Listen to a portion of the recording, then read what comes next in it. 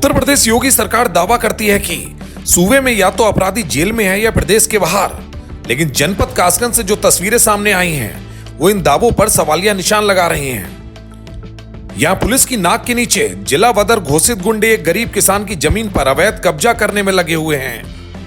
हैरत की बात तो यह है कि न्याय दिलाने वाली पुलिस अपराधियों के साथ चाय की चुस्की लेकर वापस लौट रही है। आखिर रक्षक ही जब भक्षकों के मददगार बन जाएं, तो किसान न्याय की गुहार कहां लगाने जाए। मामला सोरो थाना क्षेत्र के पचलाना गांव का है। यहां के निवासी किसान रविंद्र कुमार की आंखों में आज बेबसी के आंसू हैं। रविंद्र का आरोप है कि गांव के ही कुछ दबंग नत्थू सिंह, दिनेश यादव, ज्वाली और सुरेंद्र ने उसकी पुश्तैनी किरसी भूमि पर जबरन कब्जा कर लिया है। ये नाम कोई मामूली नाम नहीं। पीड़ित के मुताबिक इन आरोपियों पर पहले से ही गुंडा एक्ट, भूमाफिया और जिला बदर जैसी गंभीर धाराओं में मुकदमे दर्ज हैं।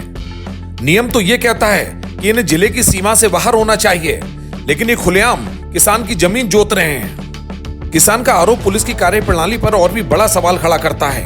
रविंद्र ने डायल 112 और पचलाना चौकी पुलिस को सूचना दी तो आरोप है कि पुलिस मौके पर आई तो जरूर, लेकिन पीड़ित की सुनने की बजाय दबंगों के घर पर मेहमान नवाजी का लुत्फ उठाकर बैरंग वापस लौट गई। मैंने एप्लीकेशन दी, एप्लीकेशन चढ़ते चढ़ते मेरी गायब हो गई। मेरी जमीन नत्थू सिंह प्रधान, दिनेश और ज्वाली और सुरेंद्र मेरी जमीन पर कब्जा कर रहे हैं। आज मैं 4 दिनों से भाग रहा हूँ पूरी तरह से। अभी तक मेरी कोई सुनने को तैयार नहीं है। कौन से गांव का मामला है? कौन से गांव? मेरा गांव पचलाना है।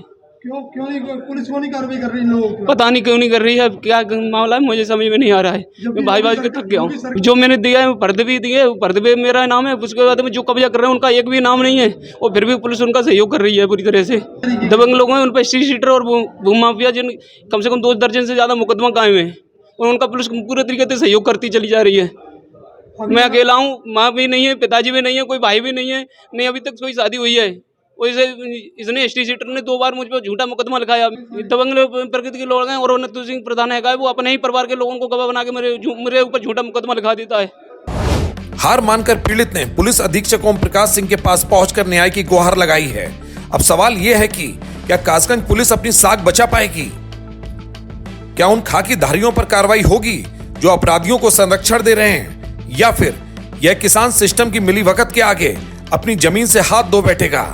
सवाल बड़ा है और जवाब प्रशासन को देना है। कासगंज से अशोक शर्मा की एक खास रिपोर्ट।